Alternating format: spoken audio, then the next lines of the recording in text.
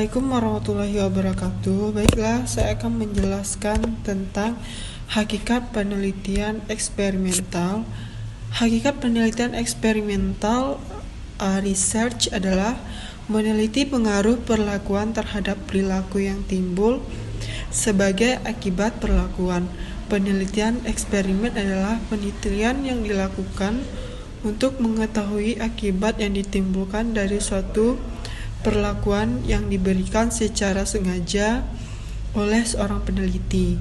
Sejalan dengan hal tersebut, metode penelitian eksperimen adalah metode yang digunakan untuk mencari pengaruh perlakuan tertentu terhadap yang lainnya dalam kondisi yang terkendalikan.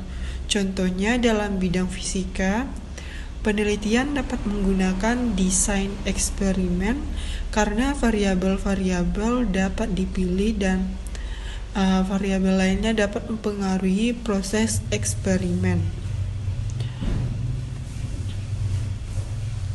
Dan juga variabel ini dapat mempengaruhi proses eksperimen dan dapat dikontrol secara tepat.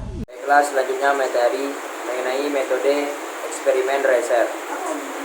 Eksperimen Reiser adalah kegiatan penelitian yang bertujuan untuk menilai pengaruh suatu perilaku atau tindakan atau treatment terhadap tingkah laku suatu objek atau mengunjungi potensi tentang ada tidaknya pengaruh tindakan itu bila dibandingkan dengan tindakan lain. Pengendalian eksperimen. Sebagaimana telah dibahas atas, penelitian eksperimen merupakan penelitian yang dimaksud untuk mengetahui ada tidaknya akibat dari sesuatu dikenakan pada subjek. Dengan kata lain, penelitian eksperimen mencoba meneliti ada tidaknya hubungan sebab akibat. Secara umum di dalam pembicaraan penelitian dikenakan dua penelitian eksperimen yaitu eksperimen betul dan eksperimen tidak betul. Eksperimen betul adalah hal-hal apabila persyaratan seperti yang dikehendaki di bawah seperti dapat terwujud. Adapun peralatan yang dikehendaki adalah sebagai berikut: A. Kondisi yang di sekitar atau diperkirakan pengaruh subjek yang digunakan untuk eksperimen. B. Terdapat kelompok yang tidak diperlakukan yang difungsikan sebagai pembagian bagi kelompok yang diperlakukan. Yang C.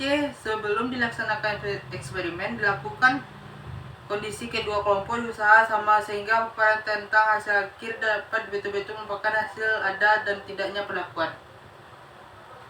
Untuk menghindari kesalahan tersebut, maka seyogianya 1. Penelitian mengambil subjek penelitian secara umum random. 2. Penelitian mengelompok subjek eksperimen mana kelompok pembandingan juga secara random. Jika peneliti tidak berhasil, dapat mengusahakan hal yang disyaratkan seperti disebutkan, maka peneliti eksperimen tidak dapat dipandang sebagai eksperimen betul, eksperimen murni. Jika tidak murni, maka kegiatan yang dilakukan dinamakan pura-pura. Perlu ditambah secara eksperimen murni biasanya dilakukan dengan pengontrolan yang terkendali terhadap variabel lain dan mempengaruhi kondisi yang teliti. Strategi langkah-langkah penelitian eksperimen pada dasarnya sama dengan strategi dan langkah-langkah penelitian pada umum. 1. Calon peneliti studi literatur untuk menemukan permasalahan. 2. Mengadakan identifikasi dan merumuskan permasalahan. 3. Merumuskan batas istilah. 4. Menyusun eksperimen. 5. Mengidentifikasi semua variabel non-eksperimen yang sekaliannya akan mengganggu hasil eksperimen. 6. Memilih desain atau model eksperimen. 7. Memilih sampai yang eksperimen merupakan wakil dapat dipercaya dari subjek yang termasuk populer. 8. Menggolongkan wakil subjek ke dalam dua kelompok. 9. Memilih atau menyusun dan tepat mengukur hasil pemilihan pelakuan. 10. Membuat garis-garis besar prosedur pengumpulan dan melakukan uji coba instrumen. 11. Merumuskan hipotesis nol atau statik. 12. Melaksanakan eksperimen dengan mengontrol semaksimal mungkin. 13. Memilih data sedemikian. 14. Menggunakan teknik yang tepat untuk analisis data menggunakan statistik. 15. Menguji SNP agar dapat diketahui secara cermat hasil kegiatan eksperimen. 16. Menyatakan dengan tegas bahwa perbedaan yang terjadi benar umum karena pelakuan diberikan. Terima kasih. dan bentuk-bentuk akibat dari perlakuan dalam mempengaruhi variabel. Tujuannya untuk mengendalikan variabel proses betul-betul merupakan akibat pemberian perlakuan.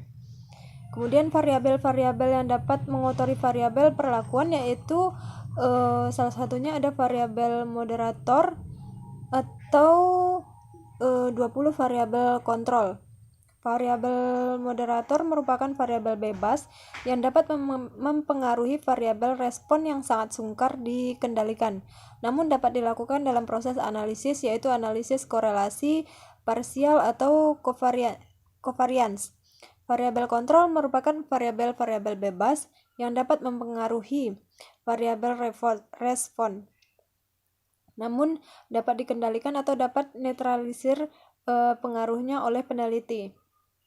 Pengendalian tersebut biasanya dilakukan dengan kualitas maksud menyamakan kondisi variabel yang dimaksud pada kompleks eksperimen dan pada kompleks pembandingan. Selain itu, pengendalian juga dilakukan secara statistik. Kesohihan internal sangat penting karena tanpa ini kesimpulan tidak akan dapat diambil, dan kesimpulan mengenai hubungan sebab akibat perlakuan dan variabel kriteria. Oleh karena itu, maka desain eksperimen yang baik harus dapat mengontrol sehingga jika terjadi perubahan pada variabel kriterion, maka perubahan tersebut benar-benar disebabkan oleh perlakuan yang diberikan. Yang kelima itu tentang strategi dan langkah-langkah penelitian eksperimen pada dasarnya sama dengan strategi dan langkah-langkah penelitian pada umumnya. Yang pertama itu, calon peneliti mengadakan studi literatur untuk menemukan permasalahan. Yang kedua itu mengadakan identifikasi dan merumuskan permasalahan. Yang ketiga itu merumuskan batas istilah, pembatasan variabel, hipotesis, dan dukungan kategori. Yang keempat itu menyusun rencana eksperimen. Yang kelima mengidentifikasi semua variabel dan eksperimen yang sekaligusnya akan mengganggu hasil eksperimen dan menentukan bagaimana mengontrol variabel tersebut. Yang keenam, memilih desain atau model eksperimen. Yang ketujuh itu memilih sampai representatif merupakan wakil yang dapat dipercaya dari subjek yang termasuk populer. Yang ke-8 itu menggolongkan wakil subjek ke dalam 2 kelompok. 9. Memilih atau menyusun yang tepat untuk mengatur hasil pembelian. Desain eksperimen 1. One shot case study. Prosedurnya yaitu A. Diberikan perlakuan, misalnya metode belajar kelompok terhadap subjek yang telah ditetapkan dalam jangka waktu yang sudah ditentukan. 2. Diberikan tes atau post-tes untuk mengetahui prestasi belajarnya dan dihitung nilai rata-ratanya. 2. One group pre-test post-test design. Prosedur desainnya A. Pre-test terhadap subjek penelitian sebelum perlakuan. B. Diberikan perlakuan dalam jangka waktu tertentu. C. Diberikan post-test terhadap subjek setelah mendapat perlakuan. D. Bandingkan pre-test dan post-test untuk mengetahui seberapa besar pengaruh perlakuan. E. Gunakan uji statistik yang sesuai untuk melihat apakah perbedaan itu signifikan. 3. Random control post-test only design.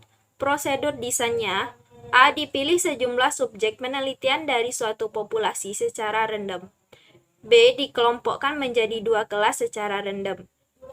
C. Pertahankan agar semua kondisi atau variabel yang ikut berpengaruh tetap sama, kecuali treatment pada kelas eksperimen.